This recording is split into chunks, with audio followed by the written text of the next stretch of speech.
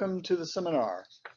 Today we're going to talk about Section 1031 like-kind exchanges, some other tax basis planning when a 1031 exchange isn't available or if the law were to change, and then answer any questions that you may have.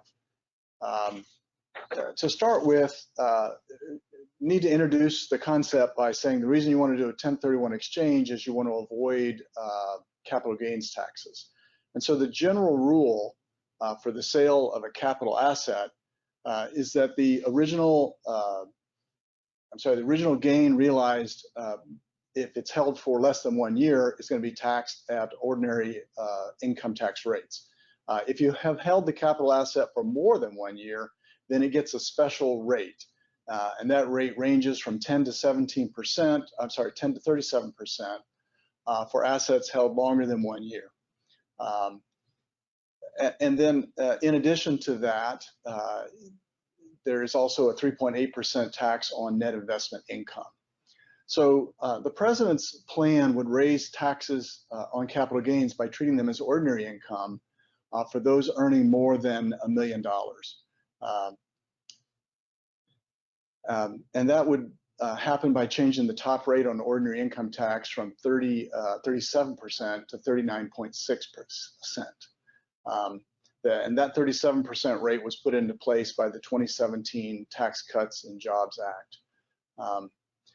And so the top rate for long-term capital gains when you add in the net investment income tax would go from 23.8% to 43.4%. So it's a substantial jump.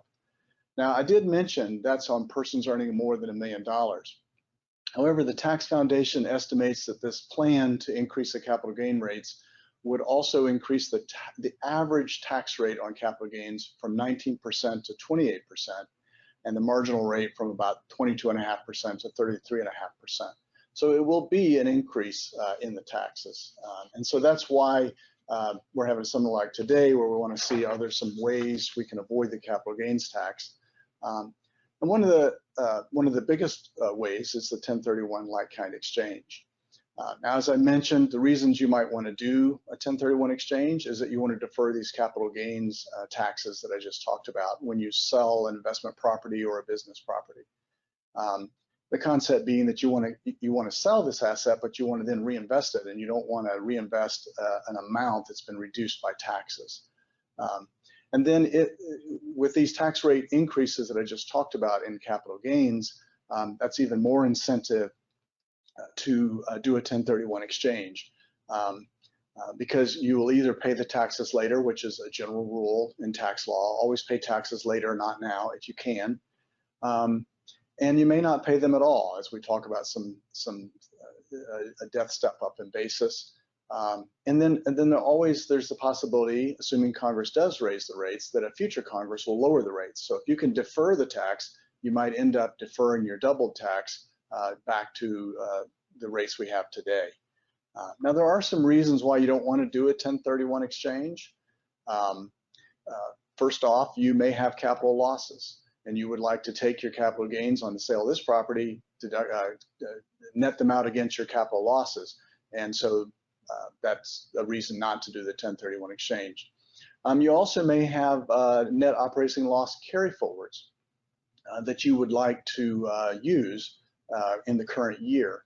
Under the prior law before the pandemic and the CARES Act, there was you could only deduct 80%, you could only carry forward 80% of your capital losses. And so you got a 20%, right off the bat, you lost a fifth of your deductions if you carried them forward. So if you don't carry them forward, instead take them against the sale and not do a 1031 exchange, then you get the full use of your carry forwards. Now, I have to add to that, the CARES Act changed the rule for now that you can deduct 100% of your carry forwards. But again, when that expires, then you may want to be looking to not do a 1031 exchange so that you can avoid the 20% reduction in your ability to carry forward net operating losses. The other reason sometimes you don't want to do a 1031 exchange is you would like to increase your tax basis so that you can take depreciation against the tax basis. And so about 1/3 of all sales in the US, according to BizNow and Kiplinger, involve a 1031 exchange. So there are quite a few investors now and business owners who are using the 1031 exchange as a way to defer capital gains tax. Now the elements of a, I'm sorry, I've not been advancing the slides. Let me do that now. So the elements of a 1031 exchange is, first off, you have to have a sale. You have to sell something or be buying something. And then it has to be of real property, and we'll talk more about some changes in the law where it can only now be real property. And it has to be property that's not held for sale, meaning it's not inventory in your hands, and that is used in a trade or business or for investment. And so it can't be personal use property like a personal home unless it's a vacation home that qualifies where you're only using it for a very minimal amount of time. And then the sale or exchange has to be of like kind property that you're replacing the original property with. And so we're going to go a little more into what real property is later.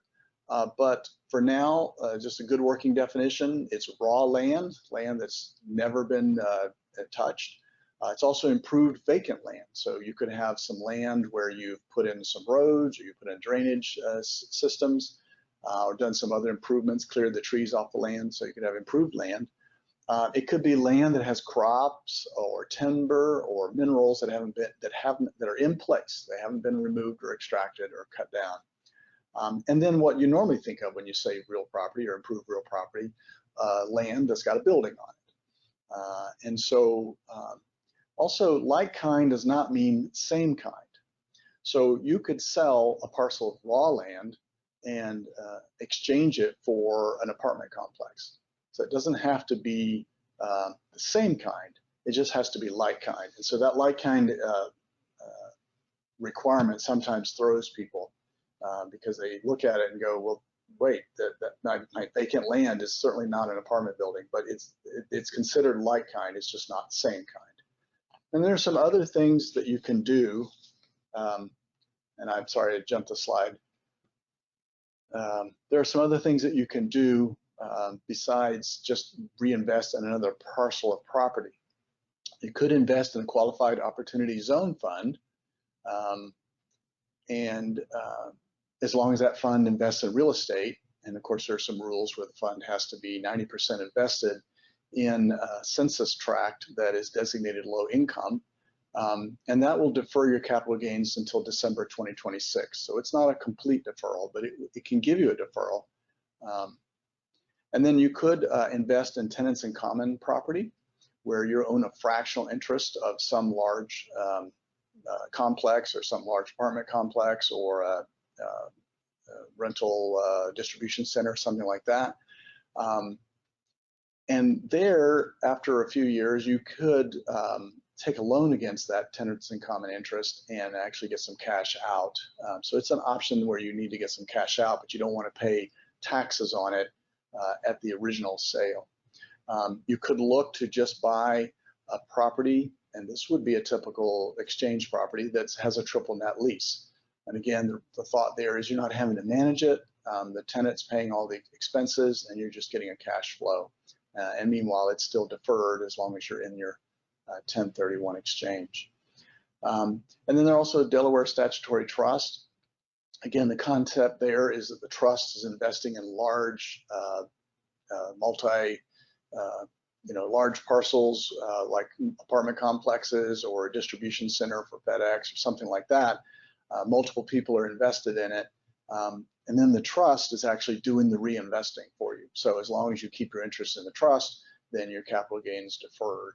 So that's another option to think about as you do 1031 exchanges. Now there are some mechanics to a 1031 exchange.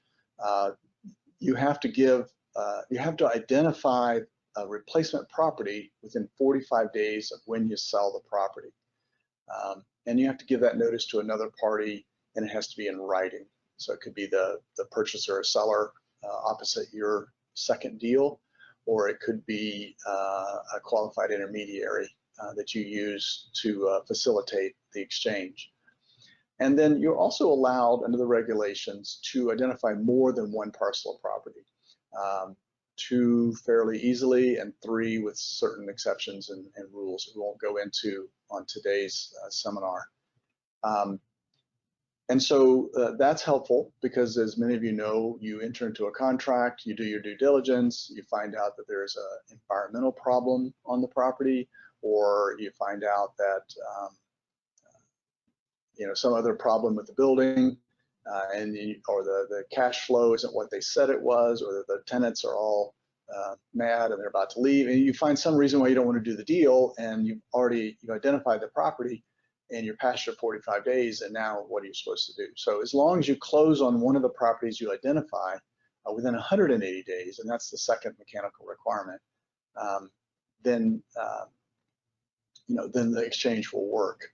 Now, there is a footfall here, and we put it here in the outline. The replacement property has to be purchased by the due date of the tax return reporting the initial sale. So if you have a mid-November closing, then you need to make sure that you file for a tax extension, because if you close within 6 months, you will be after March 15th, or you'll be after April 15th, and then you won't have a qualified exchange. And then obviously, after you get the extension, don't file your tax return until the exchange is completed, and then you'll know you meet the 6-month rule. So that's very important.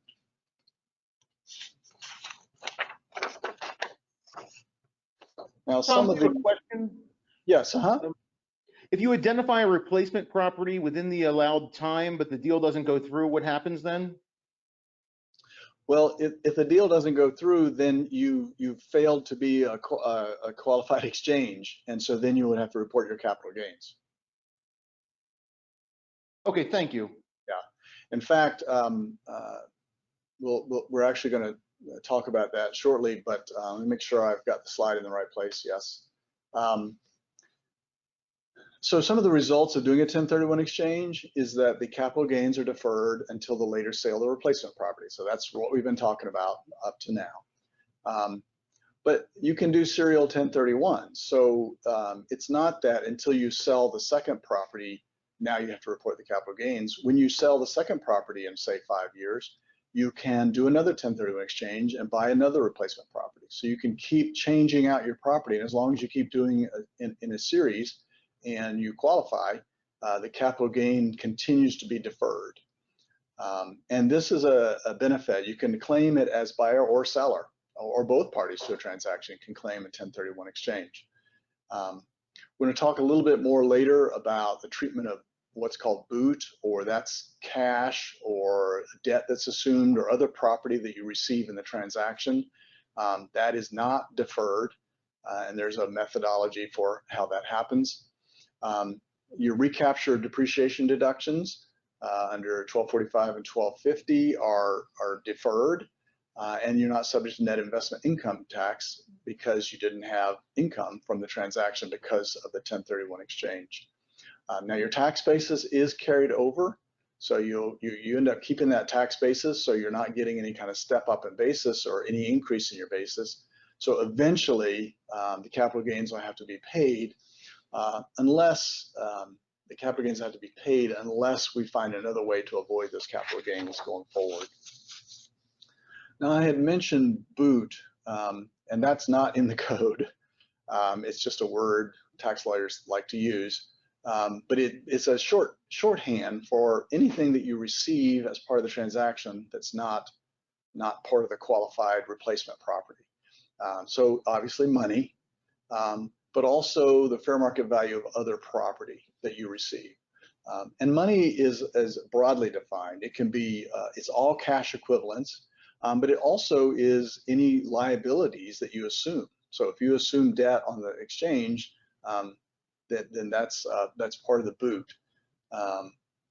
And then other property is anything that's not like kind. So if you get $500,000 worth of computer systems or other kinds of equipment, or rolling stock, or other things that are part of the sale, that's not real estate. That's not like kind, and so it's not going to count. And another one to think about is if you receive a promissory note, you do a seller finance deal, and you get a promissory note, that is considered other property, and that's not part of the 1031 exchange.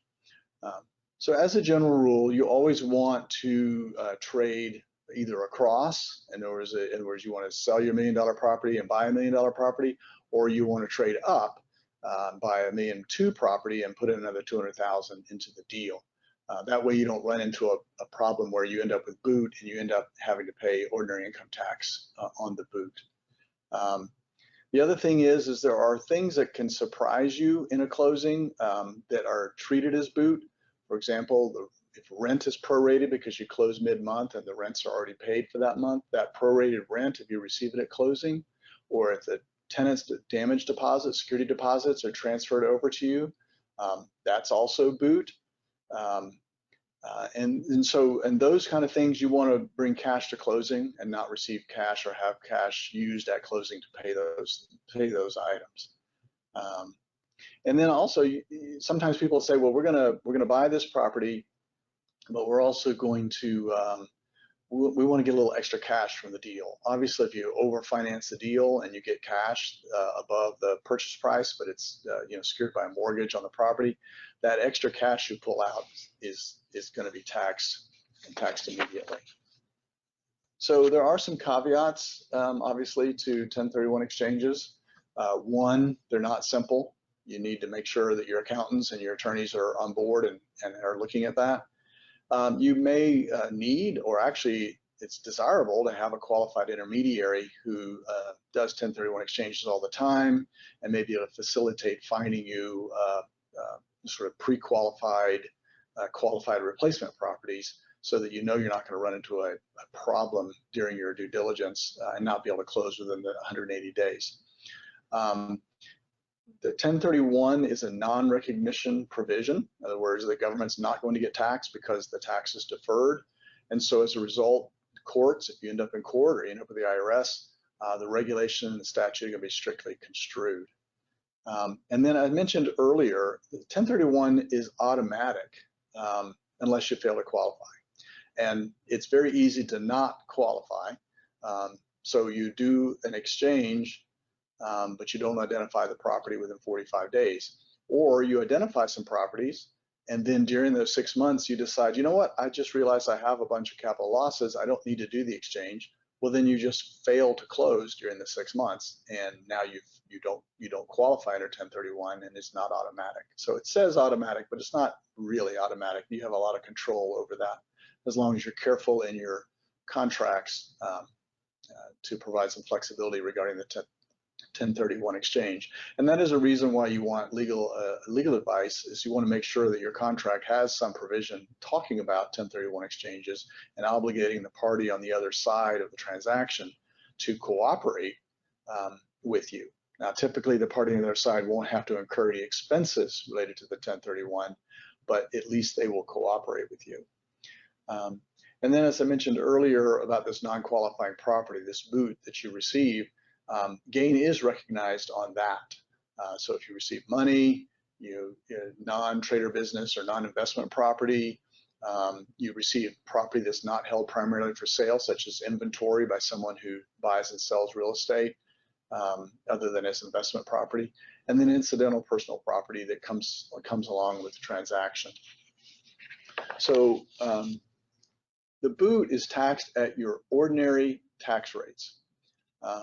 And the same with depreciation. The depreciation recapture at 1241 other property, if you receive other property, is taxed at your ordinary income tax rates. Although not at the higher 1250 real estate recapture rate, which is 25%. So if you're in a lower bracket, you might come out ahead of that. But it's not taxed at not taxed at your capital gains rates, at least not under current law.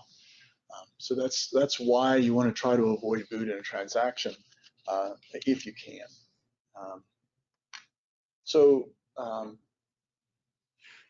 Some of the other consequences of the transaction are that your basis allocation, to the extent you do receive other property that's non-qualifying, you have to do a proration of your capital gain that you do have to recognize.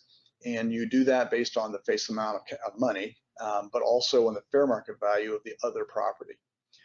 So you have to do a calculation when you do receive other property as part of the exchange, and it cuts into the capital gain that's going to be deferred. Now, if you're a partnership, you can do a 1031 exchange, but most partnerships won't qualify because you make a Section 761 election, but that election is to not have the partnership regulations apply to your partnership, and the real estate that the partnership owns has to be titled in the name of all the partners. Now, years ago, we used to see this a lot where, 5 partners would get together, they would pool their money, they would buy a piece of property, and the property was titled in the 5 partners' names, not in the name of the partnership. The partnership was not considered an entity. It couldn't, back in the day, this is several years ago, a partnership had to own it in the names of the partners because of the partnership, if it had a name, it didn't count as a partnership. Now that's changed, and as a result of that, most partnerships, I've only seen one in the last 5 years where the partnership partners own the real estate. But if they do, then you could do a 1031 exchange of that partnership interest. It's a very narrow exception, and most places would not apply. There are also some rules about when you do related party transactions, and we'll talk in a minute about who those related parties are. But this is a related party directly or indirectly. So you can find yourself in situations that you might not be thinking is a related party exchange. Now, you can do the related party exchange, but neither of the parties that are related can, or parties that they then deal with, can sell the property within 2 years of when you do the exchange. So you sell the property mid-November, you close mid-April of the following year, and then 2 years from there, so mid-April, 2 more years, you can't sell the property. Otherwise, your capital gains have to be recognized. You have to go back and file amended returns to recognize that gain. So it is important if you're doing these deals, either one, just stick with strangers, arm's length third party, or just be aware that, again, it's a footfall where you could end up having your deferral recaptured. And of course, once it's recaptured, then you've lost your ability to do serial 1031 exchanges in the future and keep deferring the capital gains tax. So who are these related parties? And they're similar to the ones you might see in some other tax contexts, but a little narrower, but not that narrow.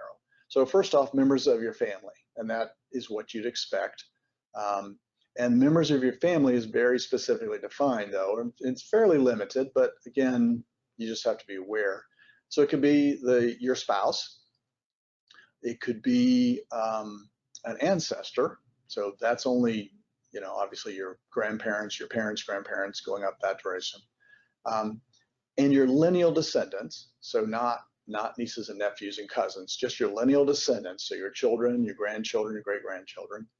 And then your brothers and sisters, and that's brothers and sisters whether whole or half. So it wouldn't include stepbrothers, stepsisters, but it would include a brother from another mother, as they like to say. And then the other things that you would expect, I'm not going to go through the whole list because there's a bunch of them in the tax code. This is section 267 of the tax code, and section 707 as it relates to partnerships. But the other way you can find yourself in a related party transaction is an individual who owns 50% or more, 50% or more of a corporation. Now they're considered related parties. And then also the same controlled group, and we'll go into those definitions, they're fairly lengthy. And then a grantor of a trust, that's the person who creates a trust, sometimes called a settlor. And the fiduciary of a trust, so if the grantor sets up a trust and then he in turn does a transaction with the trustee of that trust, that's a related party transaction. And then also where 2 trustees do a deal between each other, but the grantor is the same person. So again, the investor sets up two trusts, and then those two trusts do a deal with each other. That's a related party transaction. And then also where you have a fiduciary of a trust and a beneficiary where they're doing transactions, that also is a related party transaction. And then there's some other more complicated situations where you can find yourself in a related party dealing with trusts and partnerships and corporations. And then on top of that, there's also constructive ownership. So you have these related parties I just talked about, but if there's stock owned by a corporation, partnership, estate, or a trust, it's deemed owned proportionally by its shareholders, its members, or its beneficiaries, or its partners. So again, if you have a corporation and you own 25% interest, then that 25% interest gets added, it gets deemed to your transaction. So even though even though you don't actually own something in that corporation, it still gets deemed to you. And then likewise, an individual who owns stock is deemed to also own stock that's held by his family. And I'm using that earlier definition of family. So again, when we're trying to meet the 50% rule or try to avoid the 50% rule, the investor, then you have to look at the stock owned by the investor's spouse, the investor's parents, the investor's brothers and sisters, and the investor's kids and grandkids. And then if all those people own less than 50%, then you haven't violated the rule.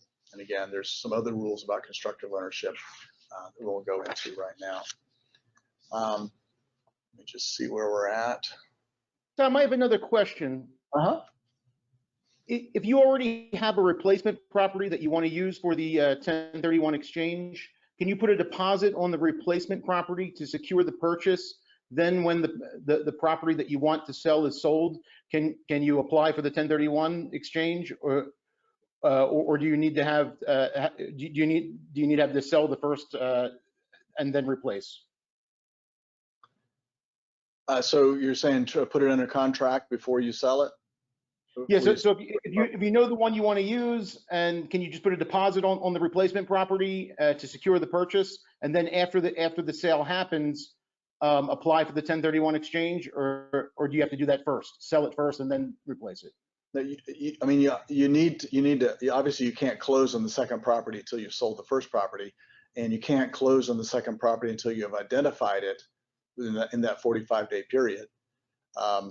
But yeah, you could put it under contract ahead of time. Okay. You just can't close on it, and you have to identify it you still have to meet all the 45-day rules and still close within 180 days of the first sale. So. Got it.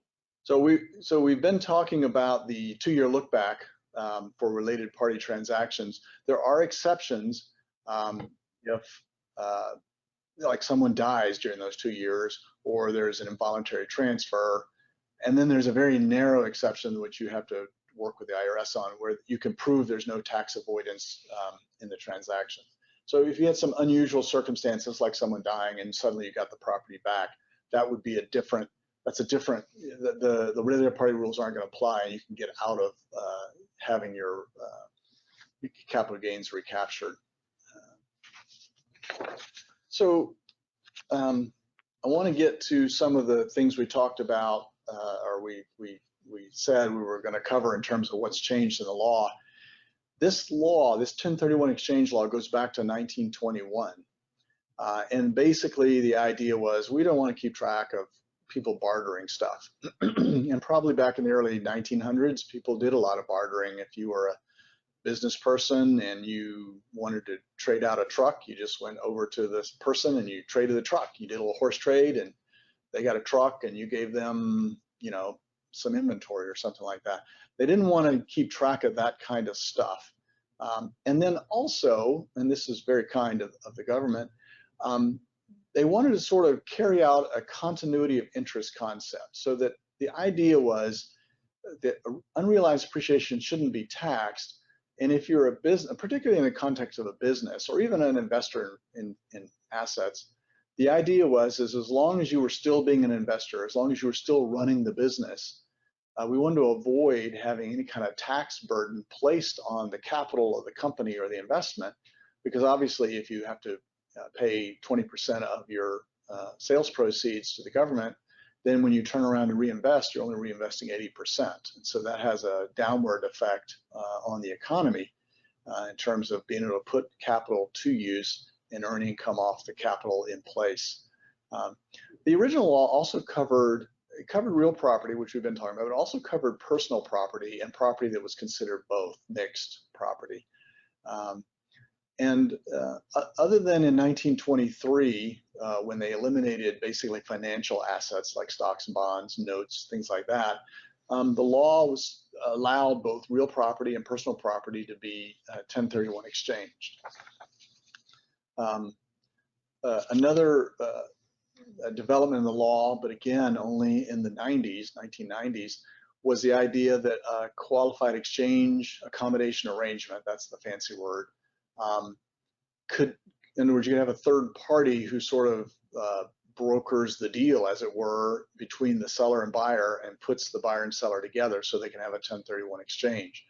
And the IRS came out with, but even though that was allowed, there was some question about whether the qualified intermediary actually had title or didn't have title, or were they the party you were doing the transaction with, or were they just sort of there in the middle? And so the IRS came out with some revenue procedures in 2000 and 2004 that kind of made clear that it's okay if you have a qualified intermediary sort of broker the deal or be the transfer agent between the parties. But I would note there's a footfall here as well. You have to, if you're going to use a qualified intermediary, you have to identify them and have a written agreement with that qualified intermediary within 5 days of your initial sale. So if you're thinking of selling some property and doing a 1031 exchange, you want to go ahead and be researching who is I going to use for a qualified intermediary, and get that writing in place before you sell the property, so you don't have to worry about missing the 5-day deadline, which is unbelievably short. Now, in 2017, late 2017, effective January 1, 2018, the Tax Cuts and Jobs Act, which incidentally gave us the lower income tax rates that we've been talking maybe raised, also said that real 1031 exchanges can only be for real property. And that was a big change, because you may have in the past heard, well, I can do a 1031 exchange on my rolling stock or on my equipment or on other non-real estate assets, and that's really okay. Well, that was the big change that happened in 2018. It could only be real estate. Now, there were some regulations that were issued in 2020, so a couple years later, that finally defined what was real property. And the good news is it's very, very broad. We'll go through some of these now. But this definition is only for 1031. So if you need real property to fit this definition for some other tax code provision, it won't work. This is only for Section 1031. And the first one is interesting. It's defined as real property under state and local law. And I was trying to think of an example that would fit that. And I'm making this up, but if you've ever been out in Polk County and seen where they mine phosphate, they have these massive drag lines, they call them, and it has a huge scoop on the front, and it basically scoops up the dirt. It has got the phosphate in it, and they slurry it, put it in pipes, and take it back to process. If the state of Florida were to define that drag line as real property, for whatever purposes, for taxation purposes, then this would be an example of that. Even though none of us look at that massive piece of equipment, which is 4 or 5 stories tall and weighs hundreds of tons, as real estate. If state law said it was real estate, then under this exception you could do a 1031 exchange. So there may be some specialized areas where that fits. As I had mentioned earlier, raw land definitely is real property. Improvements to land, and again, as I said, if you put in the ditches, and in Florida you can't develop property unless you put in all the improvements before you start selling it. So you could have land that is pre-approved to be developed into houses. You've got all the roads, the utilities, the canals, the lakes, the swales, the drainage facilities, everything there, but there's no houses on it. That qualifies as real property. Then the one that people might not think about is unsevered natural products. So if you've got a crop on the land, or you've got pine trees, timber, if you've got phosphate or petroleum or natural gas in the ground, that can be part of a 1031 exchange. The one I found interesting, it's hard to get your head around, was the adjacent water or airspace. So for example, if you're running a dock or a cruise terminal and you have rights to use a portion of the port and it's the water adjacent to your dock, that can count as part of your 1031 exchange. So if you bought and sold this cruise facility and it included these rights to the water that you don't own but is right next to your dock, that counts as a real estate, a real property item. And airspace, a typical example is where you have limitations on development in a city, and you sell your development rights above your building, or you have a building and you keep your development rights above the building, and you want to sell the whole thing, the air rights and the building, to someone, then that counts as a 1031 exchange. But it has to be adjacent to. It's not separate on its own. And then the final exception is intangible interest in the foregoing items. Now, I just want to mention this footfall. You may be thinking, oh, well, if I want to change out this property I have in Orlando for a property in Ontario, that is not same or like kind. So real estate in the US is not the same or like kind as real estate that's outside the US. So you have to be careful about that. If you're thinking about doing an international exchange, it will not qualify for 1031. The way a 1031 exchange is reported is on the Schedule D on an individual return, or the sale of business property form 4797. You also have to file form 8824, which reports like-kind exchanges. And that has to be done on the tax return following the year in which you do the 1031 exchange. Now, we had also mentioned that what we're going to cover today is tax basis planning when you can't do a 1031. And I think the biggest opportunity, and it's part of 1031 planning for some people, is to, under current law, die owning the asset. Because under current law, if you die owning an asset, to the extent you have a state tax exemption available, which this year is $11.58 million per person, which is scheduled to be cut in half in 2026. And there is discussion about reducing it even lower to either 5 million adjusted for inflation, or even 3 or 3.5 million. But if you have a state tax exemption available at the time of death and you own the asset, you get a step up in basis to its fair market value. So as an example, if you had purchased some property in 2010, you paid $200,000 for it, and then you sold it in 2021 for $1 million, your capital gains are $800,000. And if we assume a 25% effective rate, which I'm just doing for my ease of math, you'd owe $200,000 of tax. But if instead the same person owning that real estate died in 2021 and they had at least $1 million of state tax exemption still unused, they would get a step up in basis on that real estate to $1 million.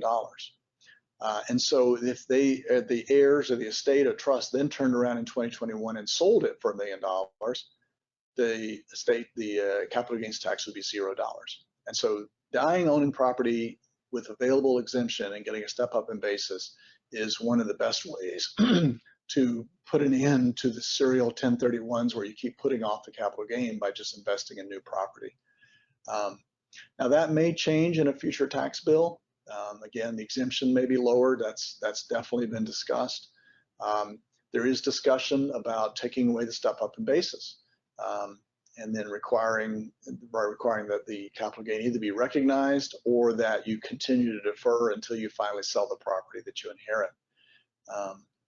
The other way you can, in lieu of a 1031 exchange or as part of a 1031 exchange, is you could structure your deal to be treated as an installment sale.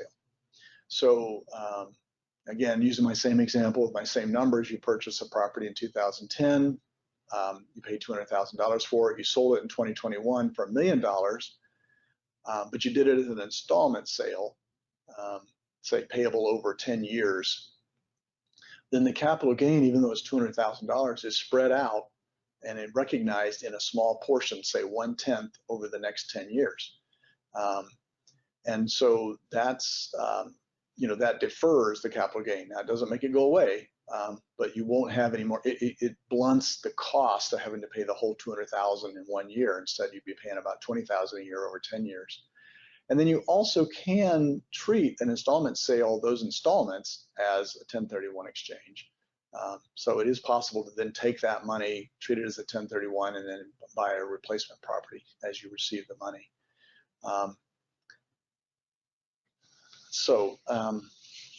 Let's see here. I think this would be, oh, and then I'm sorry, the last one is that you can harvest capital losses to offset the gains. I talked about this earlier. Instead of doing a 1031 exchange, you just, if you know you have some capital losses that you haven't incurred, and you don't really want to do the 1031 exchange, or you can't do it, then sell that asset, create the loss, and then offset it against the gain. And at least there'll be no tax cost to making that kind of a transfer. So now open for any other questions that may have come in while we're talking. I don't have any other questions right now. Okay. So sort of in conclusion, I would note that the tax law is slightly in flux. There has been a change. I think I would start by saying the big change was that now only real property can be transferred. And so if you've gotten used to being able to do a 1031 exchange of other kinds of property, that's no longer the case. In addition, they've defined what real property is, and so you want to make sure that you fall within that. The second big takeaway is that capital gains rates could be going up in the future. Even people who don't like taxes realize that we're spending a lot of money and that money's got to come from somewhere. So it's very possible that tax rates are going to be going up in the future. I know the president's proposal says for income over $1 million, but there has been significant talk about making that income over $400,000. So just be aware that capital gains rates are going up, and so a 1031 exchange can avoid the cost of the cost of having to incur that capital gains rate. Thank you very much for listening today.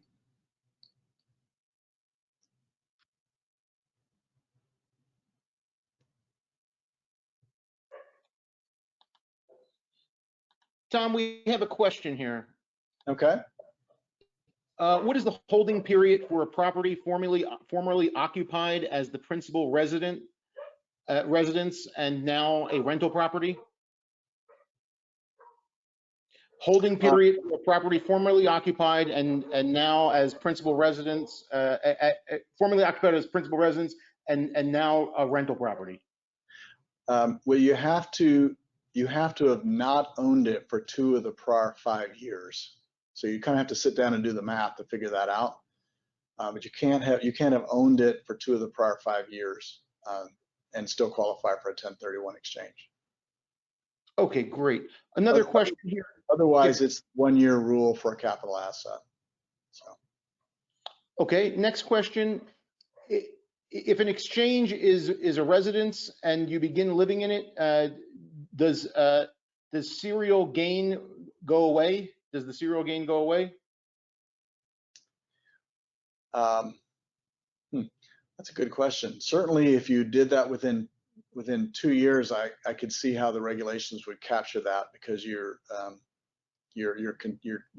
considered the related party in that transaction. I'm not sure, but I'm not sure. Okay, next question. But I think it probably would, because it's no longer being held as business property or investment property. Okay. Next question. Can you please explain again the qualified exchange accommodation arrangement, safe harbor? Okay. So basically, what a qualified intermediary does typically is that one, they have access to lots of different properties. And so you go to them and you say, I want to sell my property. I don't want to go find a replacement property, but I need it to be for this price. And they sort of have a pool of properties that they're flowing through their inventory, basically. And they find the ones that they think are appropriate replacement properties. You identify them within your 45 days. And then they actually take title. You transfer title to them, and then they make sure the property closes within 6 months by selling it to the third party. And then one more question here. How long must we rent a home before it's eligible for a 1031 exchange? Well, assuming that you weren't using it as personal property before, it would just be the 1 year. It needs to have been placed in service for 1 year, and then it will qualify for long-term capital gains, and then it will qualify for the 1031 exchange. Bye-bye.